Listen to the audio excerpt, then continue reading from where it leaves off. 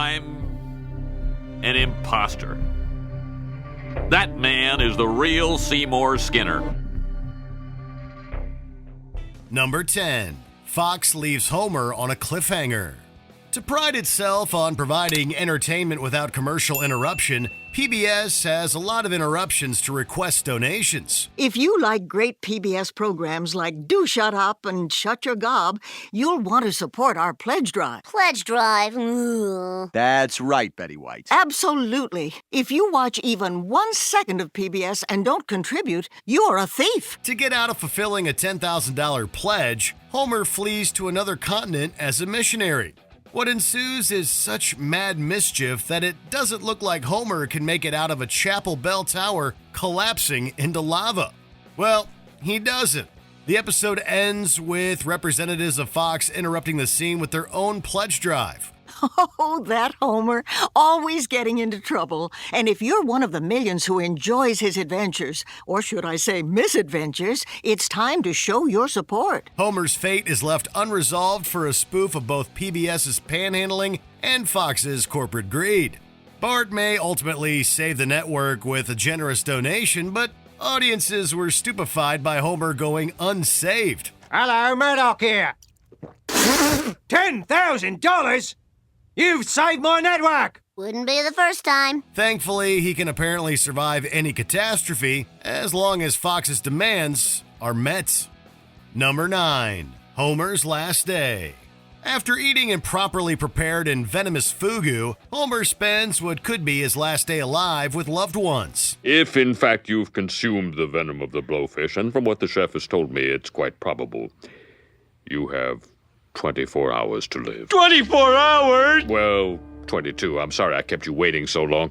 Oh, Marge, I'm gonna die. It's safe to assume that even when this episode premiered during the second of the show's dozens of seasons, audiences were confident in Homer's survival. However, it's hard to not be stunned to silence when Homer slumps over while watching the sunrise. When he and Marge realize he'll be all right, you feel relieved with them.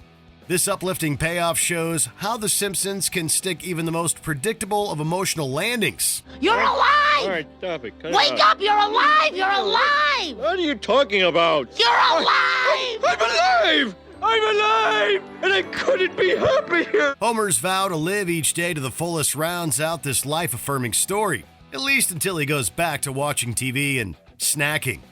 Number 8. The Problem with Apu.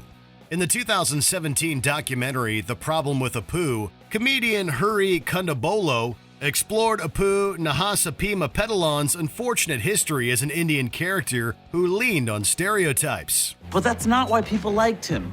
They just liked his accent.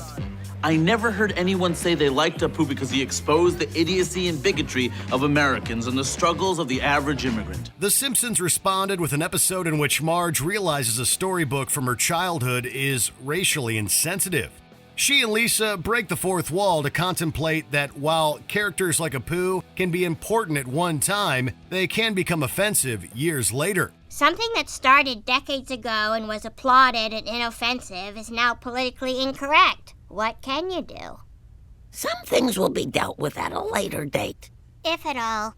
Unfortunately, audiences felt that this attempt to absolve the show of its own insensitivity just supported Kondabolo's criticism of its tone deafness. The scene ironically caused even more backlash, with Apu's stereotypical portrayal making it hard to recast him. The speaking part was retired after 3 decades of service. You know what, Apu? I am really gonna miss you. Number 7. Homer undoes the apocalypse. It seems the only judgment Homer has to face on the supposed date of the rapture is from his friends. Hey, Nostra, dumbass. Did the rapture come? I can't recall. Oh, in fact, I can recall, and it didn't, and you suck. Hey, Fatwad. Here's another thing you didn't predict. But after adjusting his predictions, he's lifted to heaven while his loved ones are left to face Armageddon. As if this wasn't jaw-dropping enough, the remorseful Homer is able to convince God to undo the rapture and return him to Earth. Just send me back to Earth and put off this whole rapture hoop-de-doo for another couple of years or so. But it's already started. To do what you're asking, I'd have to turn back time. Superman did it. Fine, Mr. Smarty Pants. The convenient spell was even dubbed Deus Ex Machina. Some viewers found Homer accurately predicting, then ending the apocalypse to be a sacrilegious cop-out. Others admired this extreme tribute to Homer's devotion to his family. Dad, we've been so worried about you. The Warren Harding through hole never seemed so long. Yeah, I missed you guys too. Either way, this unlikely prophet turning out to be the actual savior of humanity was one of the most unexpected Simpsons moments of the 2000s. This is heaven. Number 6. Maude Flanders Dies.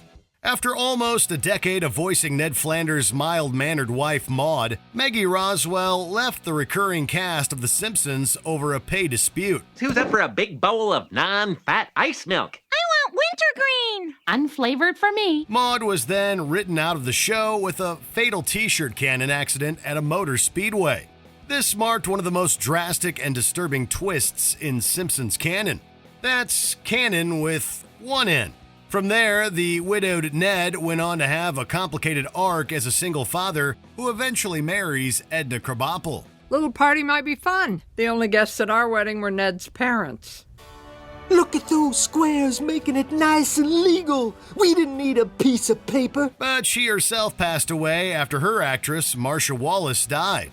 Along the way, Roswell has reprised Maude in flashbacks and other assorted cameos. Maude, you still look as pretty as the day I buried you. Oh. Are you ready for tales that will shatter your spine and boil your blood?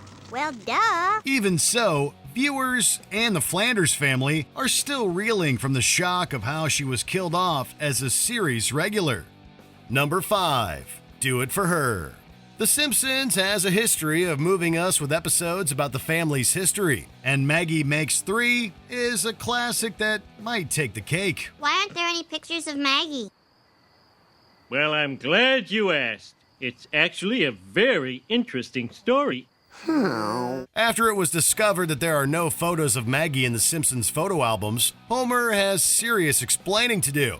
He goes into a long-winded story about how he left his dream job at a bowling alley to provide for 3 kids. I needed more money to support my growing family.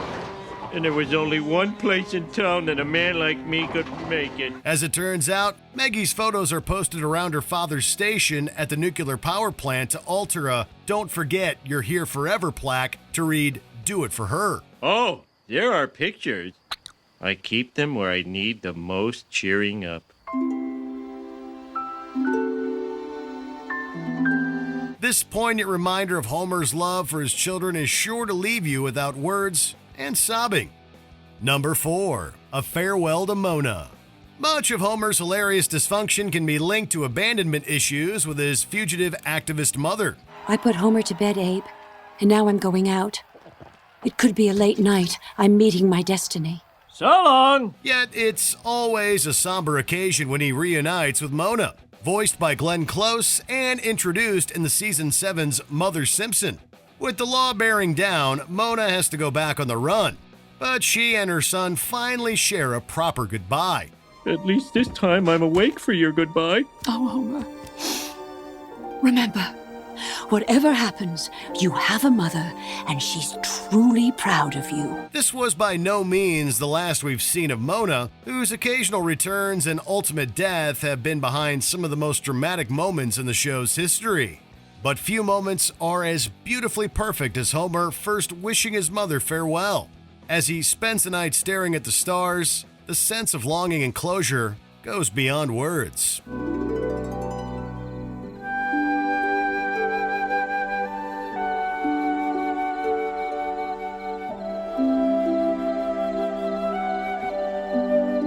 Number 3.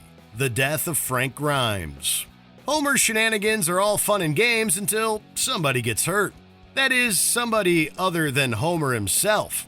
His incompetence and dumb luck generally go ignored until the nuclear plant employs the hard-working, hard-living Frank Grimes. I've had to work hard every day of my life, and what do I have to show for it? This briefcase and this haircut. And what do you have to show for your lifetime of sloth and ignorance? What?